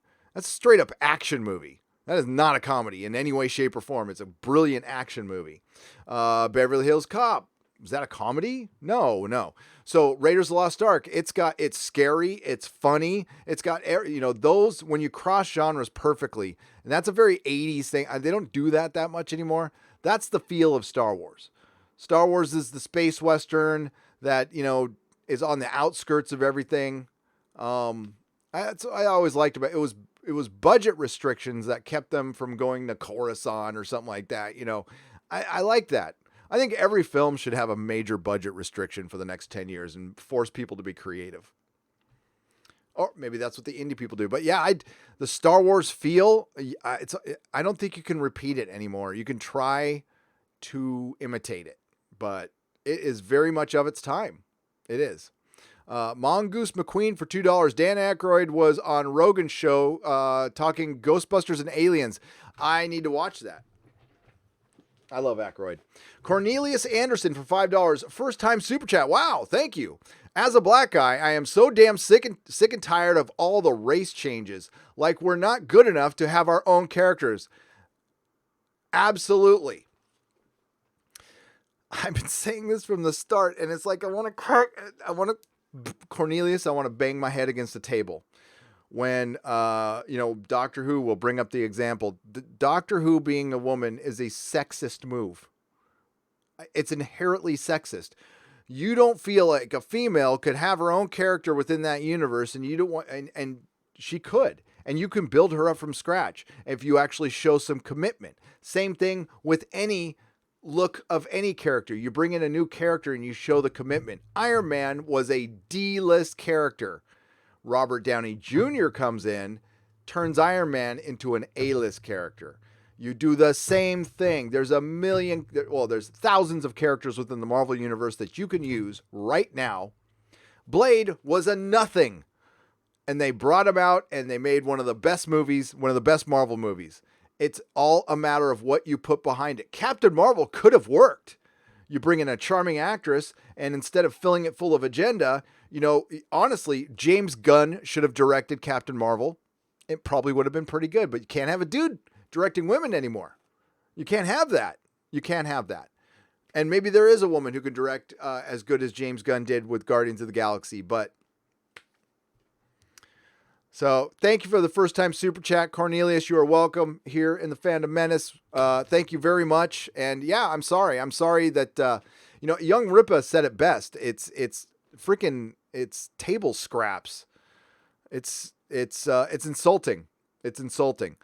But they do that all the time, Cornelius. Robbie Rodriguez, the ghostwriter, is a Mexican American, and of course he works in a garage, and his brother has relations to gang members because all Mexican Americans work in garages, and their family members are affiliated with gangs. They aren't lawyers, or they don't manage an O'Reilly's or something. I mean, no, it's freaking garage. It's always garage. I even said O'Reilly's there, but you know what I mean. Some retail place. Mongoose McQueen, thank you for the super chat. Cornelius, thank you for the super chat. Drew McTeague for $10. What is my favorite dinosaur? I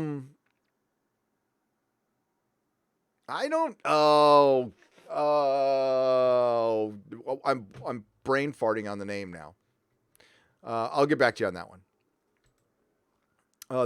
God, there's a thing that happens, Drew. It's called live stream brain fart. Things I could forget my kid's name. I will get back to you, Drew, once I remember what it is. What will it take for Disney and the industry at large to give up their SJW woke identity political ways? Stop buying their shit. Nodar Kivadsky for $4.99. That's a great question, but it's simple as that. Stop buying their stuff. Stop going. Unfortunately, you got to sink it. I don't want to. I want Star Wars to be successful, but Disney Star Wars, sink. I want it to sink. As long as it wants to keep being filled with agenda, I want it to sink. I would like it to be very successful if it gets rid of that. If The Mandalorian is completely woke free, 100% woke free, which is really what we need for healing in this country. We need our entertainment to be free of that stuff for a little while. Please. I'm not saying forever. I'm just saying for a little while. Then there's hope. Can they fix Star Wars? No, because Star Wars is Han, Luke, and Leia. EU guys, I know you love the EU, but I'm talking about for the mass appeal, for the general audiences. It'll always have an audience for the EU that, Disney itself got rid of, by the way, which was great. Great. There is potential, but it's still Han, Luke, and Leia, and they screwed that up. So as far as Star Wars being the big franchise from here on out, not anymore. And that's what we've been talking about. When we say Star Wars is dead, it's not literally dead. It's just, it's not the big dog anymore. It's just not. And the only way you get rid of politics is by stop paying them. Stop paying them. Damn it. This sucks. I hate getting old, man. Oh, I'm sitting there going like, I'm looking at my kid. I'm all, kid of my, like who you, I called him the dog the other day. It's getting bad. Whatever.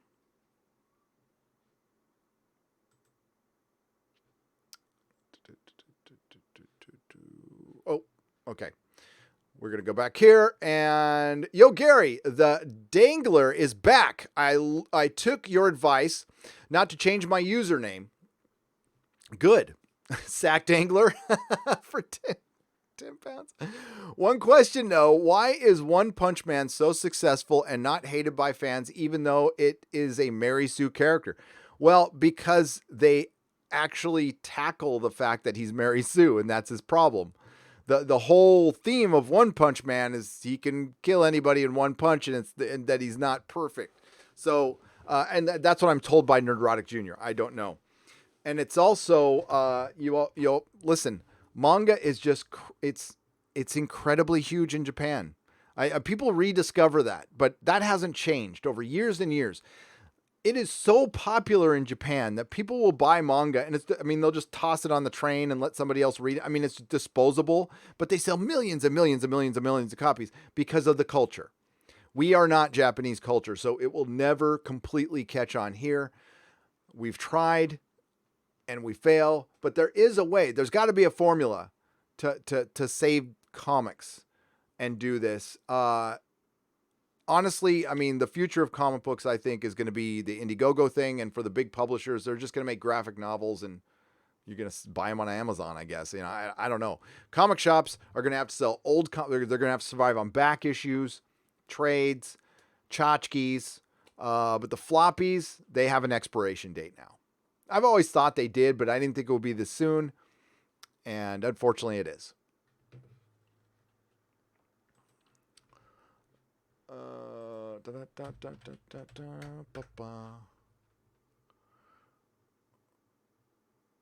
Okay, pterodactyl. Pterodactyl. That's the answer. God damn it. It's like, I can see it. I can't connect it with my brain. This is really bad. Drugs are bad, okay? Baptist, I used to do them. I don't do them anymore. Baptist 702 for $10. I will say it once more. Marvel and DC Comics will have to crash and burn with new comic companies rising from the ashes with classical and traditional elements of heroism and storytelling. Absolutely correct. And they are doing that right now. Whether you like the book or not, Jawbreakers is that book. Lone Star is that book. Cyberfrog will be that book. John Malin's, God dang it, Graveyard Shift, right? Graveyard Shift are those books. Malin's a really good artist. He's a really, really good artist, and a great, unfortunately for him, a prime example of being blackballed from the industry. He's one of the people who's been truly blackballed. Lori Wilson for $5. Hail Gary, what do you think of Doomcock's theory that Picard will be killed off early on and the ship will be called the USS Picard? I could see that happening. I could definitely see that happening if there's a contract squabble. Patrick Stewart said he was in for 3 seasons. And they have announced, I said it last live stream and nobody seems to care. They announced season 2. We're getting a season 2 of Picard. It's happening. They've announced it. They've talked about it twice and nobody's picked up on it. So nobody gives a shit or they're waiting for some official, but comicbook.com, which is owned by CBS, which owns CBS All Access, which owns Star Trek, has said in 2 different articles that they are doing a Star Trek Picard season 2. Now, what is Patrick Stewart in it? I don't know. I think it's an interesting theory. I would believe it if I hadn't heard definitively that we're getting a Star Trek Picard season 2. I got that confirmed by my insider, but I didn't really need it because it's all over the place. It's been out there since July. So it's kind of news to me. You guys probably already knew already. Tom probably already knew already, but I didn't until I read that article, and I actually messaged Tom. I'm all, dude, did I miss something? I must have missed something. And yeah, so Robert Picardo is in talks for season 2 of Picard. And then I saw that got brought up again, and that was announced in July. I saw it brought up in an article that came out 5 days ago. I contacted my insider, the one I know personally. I said, we're getting a Star Trek Picard season 2? He's all, yep. He's all, done deal. Just got to dot the I's and, what do you say, dot the I's and cross the T's, but it's a done deal. It's happening. And I'm not surprised. It's Streaming Wars. By the way, Tom, I was, it was one of the big websites, like Deadline or something like that.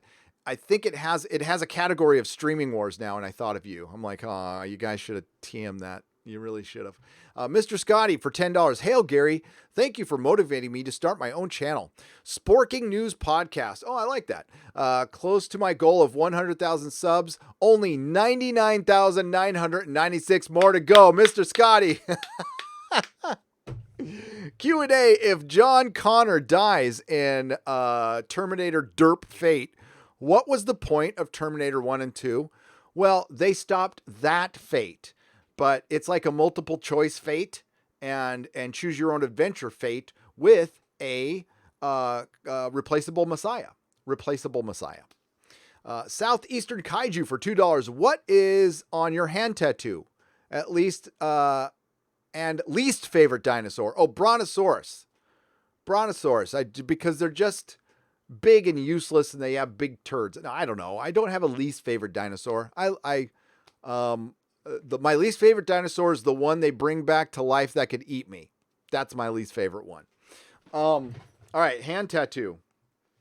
Seal of Rassilon. And Aquietus, which is justice. And then that's my wife's. So this is all one word. So it's supposed to say Mel right there. That's Melissa.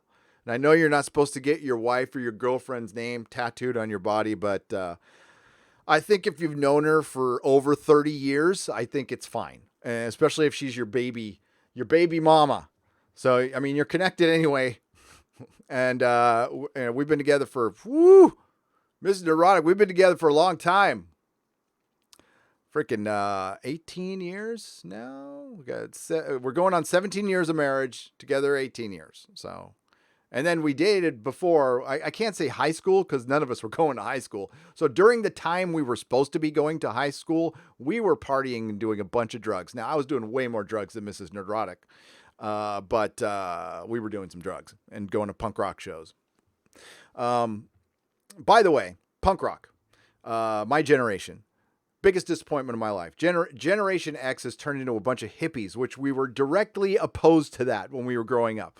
Punk rock was a movement directly opposed to that. And to see a bunch of my fellow punk rockers turn into a bunch of hippies yeah. So I was trying to think, like, what's the easiest way to define a punk rocker? And just watch episode 1 of The Young Ones and watch Vivian's entrance. That's punk rock.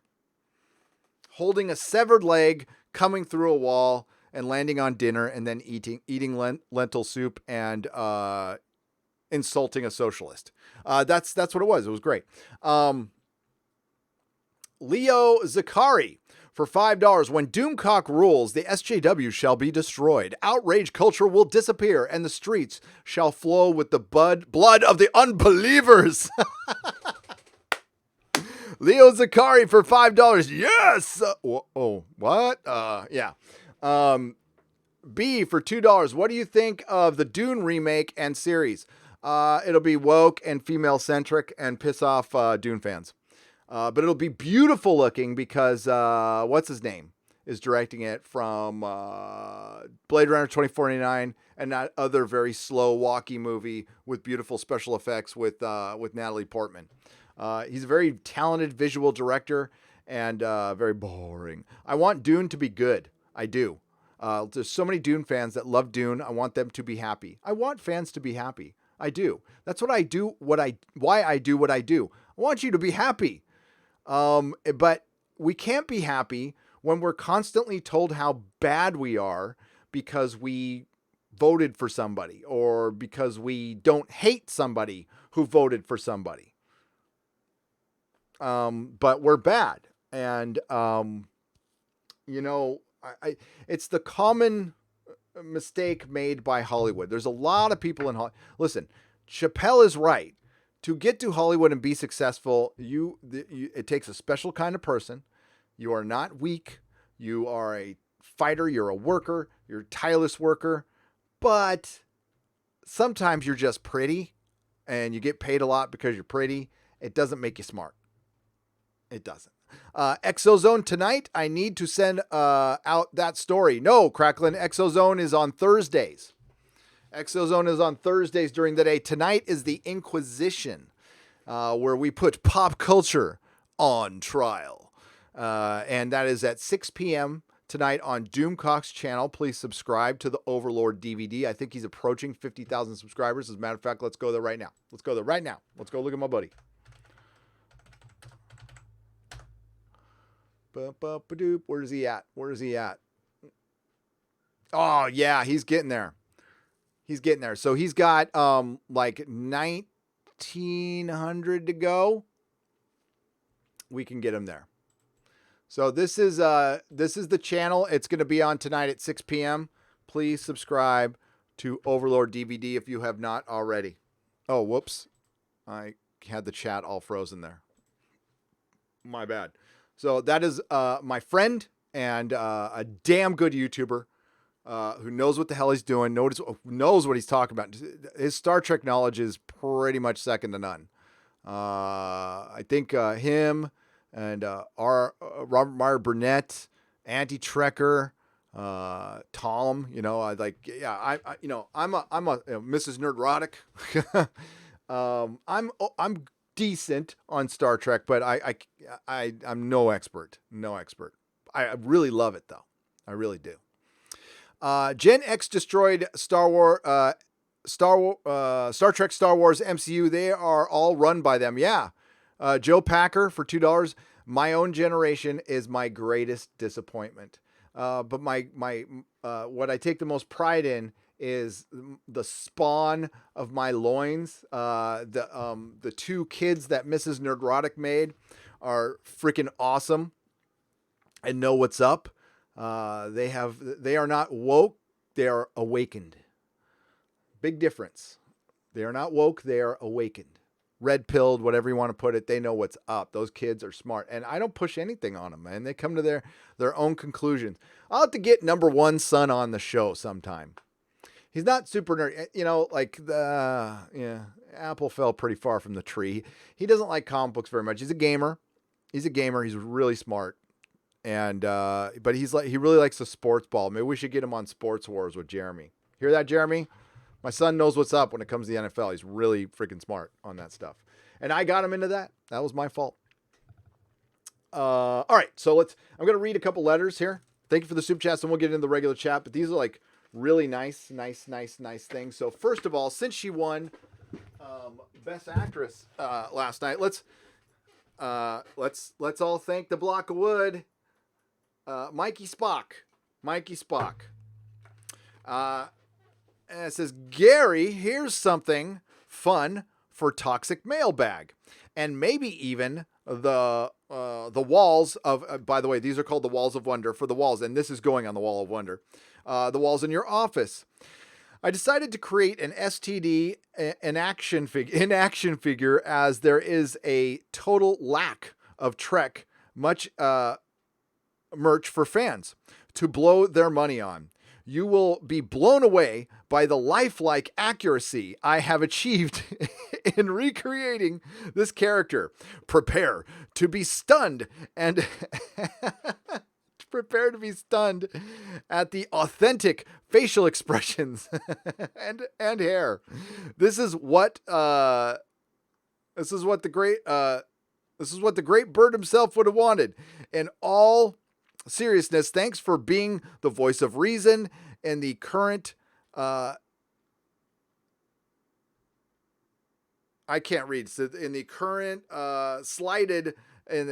slighted state of Trek. in the current slighted state of Trek. My apologies, I can't read. From Mishy. So accurate, so detailed. That's so great. That's great. Thank you, Mishy. Now, this is a Newfoundland flag. I'm going to put this on my car. And it's about Star Trek as well. Again, some of these letters are kind of old, but I'll get to them eventually. You will get especially when you write. Look at that writing. I could never write. If I tried, I couldn't write that neat. So, dear Nerdrotic, this is from Tanya in Newfoundland. Hello from the east coast of Canada. Hello, eh? I'm a new fan of yours. Discovered both you and Mecha Random 42 while browsing YouTube the other day. Just wanted you to know that watching you and Mecha hate on Star Trek Discovery is one of the true joys of my day. Your reviews of Star Trek Discovery are spot on, not to mention honest. Oh, thanks. I recently read somewhere that Star Trek Discovery has a budget of up to $10 million an episode. That is true. Actually more. Is that true? Yes. What the hell are they spending their money on? I'm certain it's not one of the following. 1. Good writers. Have they ever seen Star Trek? 2. Good directors. 3. Lighting. Why is the show so damn dark? 4. Makeup effects. Klingons. Enough said. 5. Costume design. Uniforms blend in. A very dark set looks like just heads floating around on Michelle Yeoh's costume as the Emperor is horrible. Agreed. Just wondering, Nerdrotic, do you think that the show, can the show be saved? No. And if so, what needs to happen? Well, it can be saved. You need to fire Heather Caden. You need to fire Michelle Paradise. You need to fire Alex Kurtzman. You need to fire not the entire cast. I'm not going to say the entire cast. You keep Doug Jones. Musical and theater guy. I'm forgetting his name. Stamets. You can keep him. Rewrite his character, though, to make him more, less cartoony. Because basically Stamets is cartoon gay man. Sorry. But that's what he is. Bring back Anson Mount. But yeah, you got to start from scratch. The thing is, they used it to show you how little they cared about you. When they brought Star Trek back to television, which should have been a major moment, they just reused a template. They used a template that was on a shelf. They went to Walmart and bought TV show template off the shelf that was already used. It was an open boxed used one. They didn't decide to, make their own template that was maybe a callback to Star Trek, but is something a little new. No, they just used JJ Abrams stuff. That's how much effing thought they put into one of the greatest franchise worth billions. They reused a failed template. That cannot be said enough. Why in the hell would you do that? Because you're lazy and you don't give a fuck. You just wanted to get subscribers. And believe me, once they can get enough subscribers and they feel like they don't need Star Trek anymore, bye-bye, because it costs too much money. Least they need to make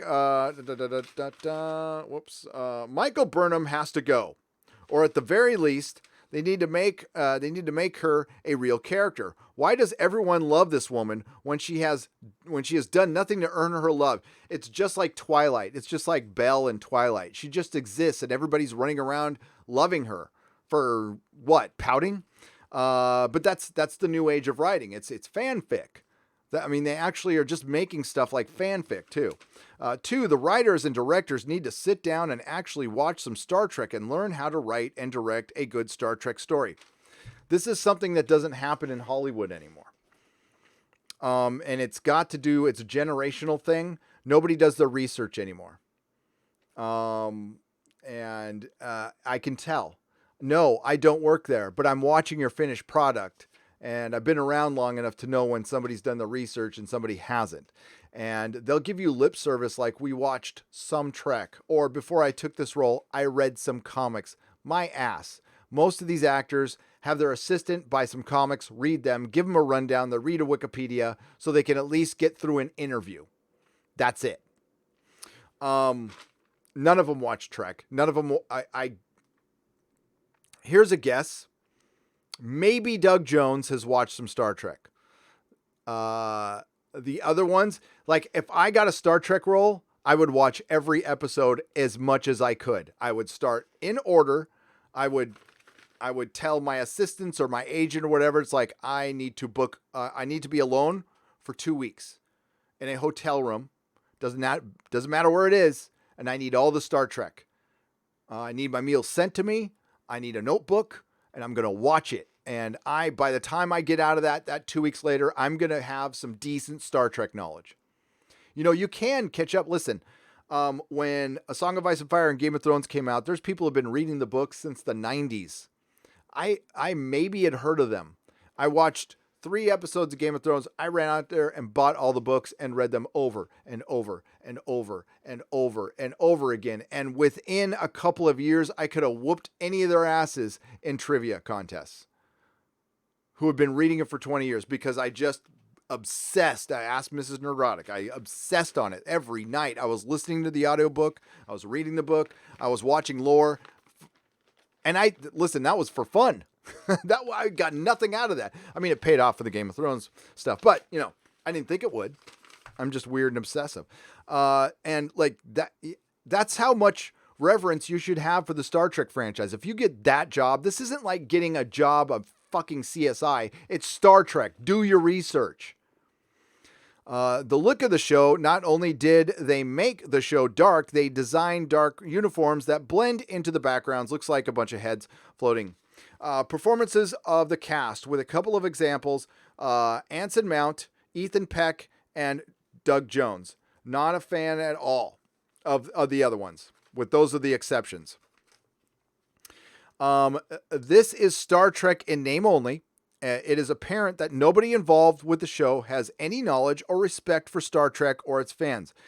Anyway, there are issues with the not Star Trek. Gary, I am curious, what do you think STD will actually get a season 3? Well, it did. It got renewed. Have there been many issues behind the scenes? Yes. Anyway, that's enough for me. Keep up the good work. Tanya. Thank you, Tanya, for the kind written letter. Everybody, that's really cool when I get stuff like that. I freaking makes my day. Star Trek, I don't even know what is there to be said anymore. The only thing is I'm going to chronicle it. It's going to be a total disaster. The Walter Mosley interview, what got lost in the shuffle is all the writers were talking about bad experiences with the police. So I'm guessing we're going to get an episode of 900 years in the future of police racism. It's going to happen in Star Trek, which I guess would be all right with the analogy. There's so many problems going 900 years in the future, but here's what's going to happen. Here's what it's going to be. It's going to be stark, post-apocalyptic. There won't be any answers. We won't know anything about Starfleet. There'll be a lot of people running around with trench coats on and boots, and it'll look like kind of Mad Max, Star Trek, and we'll have superhero Burnham if they have the budget. Word is they don't have the budget that they had before. Just saying. They don't have the $10 million an episode that they had before. That's not happening. What's that, Tom? Hang on. Let me go and see what Tom is. Effing pussies in the writer's room. I couldn't have said it better myself, man. Couldn't have said it better myself. Apocrypha. I am probably going to learn Japanese and move to Japan to write and pencil my works. That's probably a good idea. Aside from Alterna, it's the only place that allows creative freedom. Ooh, wow. That statement is true. And we are allowing creative freedom. Again, do your own stuff. Get a platform. But right now, yeah, manga is where it's at, you know? But the thing is, this happened 10 years ago and it didn't work then. And it was bigger then. That's what concerns, but the comic industry was much healthier. So I don't know.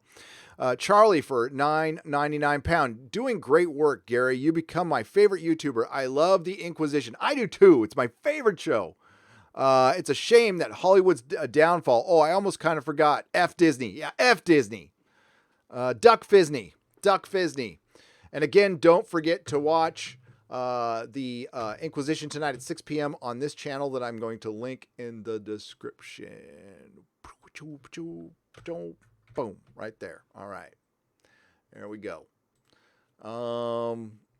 Sporking News Podcast for $5. Mr. Scotty again. If you could check out, then shout out. I hope that's not lame, just saying to grow. Gary, if you ever want a co-host for a Song of Ice and Fire vids, I'm here. Well, thank you for the offer. And yeah, I'll check it out. No, it's not lame.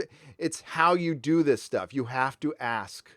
You can't expect people to just show up. You can't expect people to love your work just because you get a shout out. You have to work. You have to ask. You have to be humble. Listen, it's something I had trouble doing.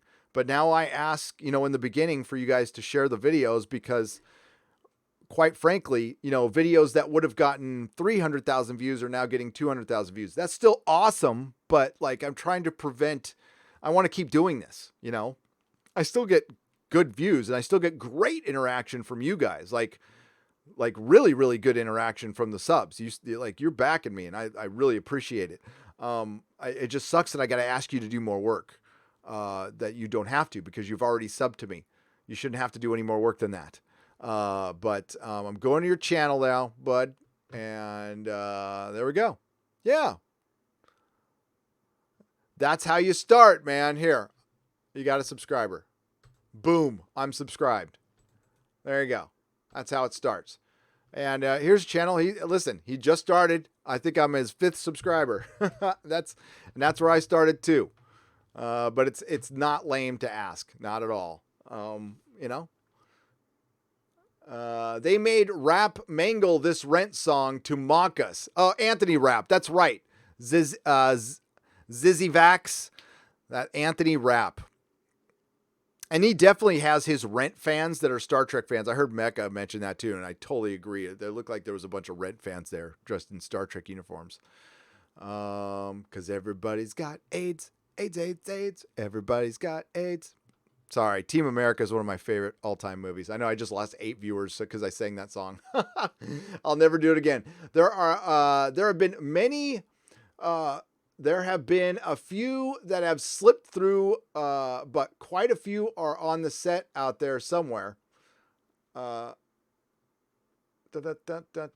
you know what? I need to ask. You know what I didn't ask Seth when I talked to him, and I meant to, is why can't I have the Orville on Blu-ray?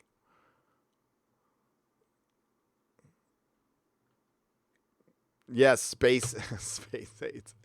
All right, I'm going to read one more letter, then I got to run because I got to get work done. And I'll do some more toxic mailbag on tomorrow's Nooner. And plus, I got a live stream tonight, so I got to save my voice. Ooh, what's this? I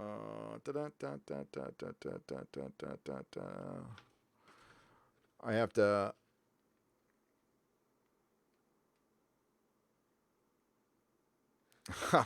Okay. Hi, Gary. First off, I wanted to say I love the channel and the content. I'll often listen to Nerdrotic when I'm working out or doing office work in the restaurant. In one of your videos, you mentioned seeing Blade Runner as a kid. I did, and wanting to be Harrison Ford as a result. Yes, I wanted to be Harrison Ford when I grew up. I didn't want to be Indiana Jones, or I wanted to be Harrison Ford. I did the same with Miami Vice when I was a kid. I spent a couple of years trying to be Sonny Crockett, wearing white Vans without socks and untucked white shirts over pink shirt, answering the phone with, yeah, etc. Gotta say, nothing makes me crack up more than when you mention Snowflame. Snowflame! Snowflame! Cocaine is his god, and he is the instrument of its will. I'll go around for the next few hours hearing Snowflame in my head like it's the name of a truck or a Monster Jam. Oddly enough, the enclosed figure actually came from my hometown of Concord. I work in Walnut Creek, where I am pretty sure half my clientele worships him and his god. If you ever wander over to my side of the bridge and enjoy Japanese food, hit me up. Well, I will. And this is the card to the restaurant. I can barely see it, but it's Sasa. Sasa. And yeah, occasionally, you know what the thing is? The weird thing about the Bay Area is the bridge might as well be an ocean. There's people who live in San Francisco who have never left downtown San Francisco or haven't left it in decades. And I'm not kidding. Like going over to the bridge to Berkeley you might as well be flying across the Pacific to them. There's no distinction. It's really weird, but it's like an island. I mean, I don't leave my house. I don't do anything. Oh man, don't get me started. I drove to the effing gym today and I couldn't get back without getting in 2 accidents and screaming with somebody. I get parked and I get home every day and I'm like, I can't wait to leave. I can't wait to leave. And then Miss Nerdrotic Jr. is all, calm down, Dad.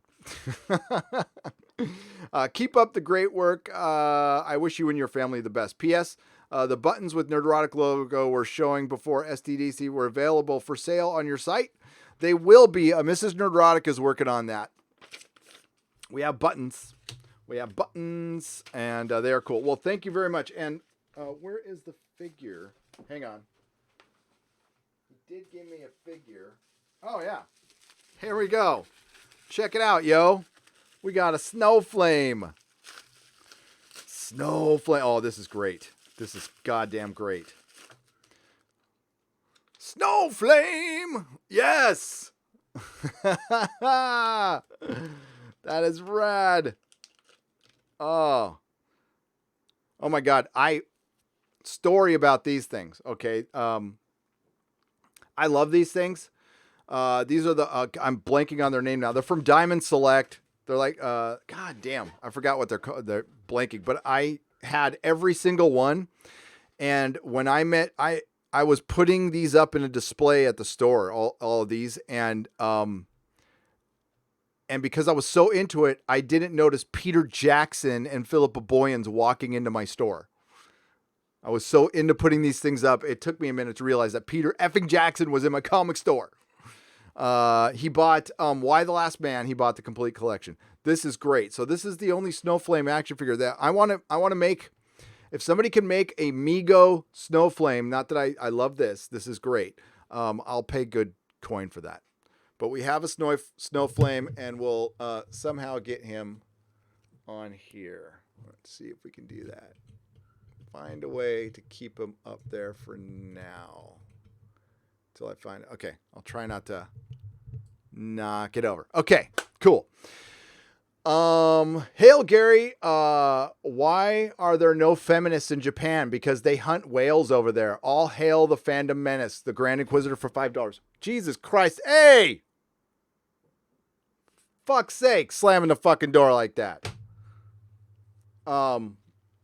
That was my son slamming the door when he's not supposed to. I'm gonna go freaking. So see, you can't slam the door because there's a bunch of very expensive action figures there. God damn. Jesus, kid. All right. Where was I? Japan. Yeah. You want to know why there's no wokeness in Japan? Because it's an ethno state. It's an ethno state. Where's the diversity in Japan? Try to bring that up over there. Cheers. Looking forward to the Inquisition. JPRPH1 for $1.99. Thank you. Yes. All right. So we will wrap it up there. I've got plenty of more toxic mailbag for Monday. I've got a letter from, what are we're going to tease? A letter from, oh my God. The House of Fink. And we got a letter from, from the Wolf of Modesto. This one's cool. Look at that. Who's that from? John. It's from John. And then we got a letter from another one from the House of Fink. And then we got one from Sam. I'll just say Sam. I'm not too sure if I'm supposed to say. And then I've got this. And yeah. And of course, we need to read the letter from somebody who gave me all these cassette tapes. Look at this. Anthrax, Kiss double album, and then Beethoven. Beethoven. And they gave me a awesome big old coffee cup for Doctor Who. So yeah, and this is from Star Touch 1, we'll say. Okay, everybody, please tune in to the Inquisition tonight at 6 p.m. on Doomcock's channel. We have a lot to talk about. And a lot is going on trial. I am also working on a video, which hopefully I got to have it out by tomorrow morning. I like to have videos out by Monday morning. It's good for the algorithm. Thank you to all the new subscribers. We passed 125,000 today. 125,000. That's unbelievable. So that was a major milestone. So I'm very happy about that. Thanks to everybody who responded on Twitter. Live long and prosper. Snowflame. Everybody remember Snowflame. Matthew Matson, thank you for your wrench. Christy, thank you for your wrench. Penn Farm Girl, thank you for your wrench. Midnight's Edge, thank you, Tom, for your wrench. And thanks for being here, buddy. And Tom, next Friday, 5 p.m. Pacific time, I want you on the Friday Night Tights.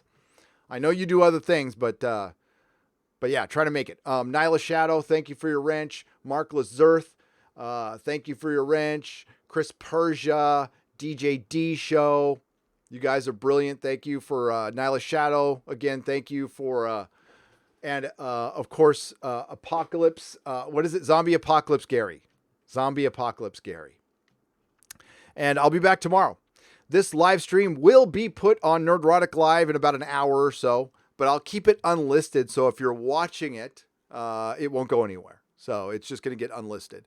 Thank you again, everybody. I have a blast doing this stuff. It's a lot of fun. And whoops, hang on. Let me get right down there. And I will see you in a few hours. Catch you later.